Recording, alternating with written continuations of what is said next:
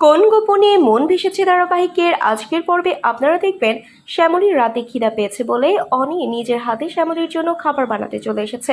নিজে আর নুডলস বানাতে গেলে মন্দার চলে আসে।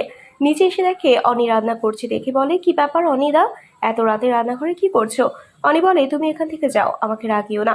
মন্দার বলে, শ্যামলীর জন্য রান্না করছো বুঝি?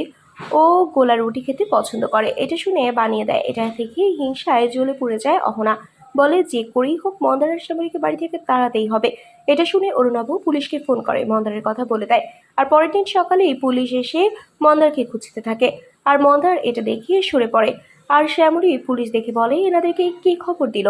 মন্দার এখানে আছে সেটা কি বললো?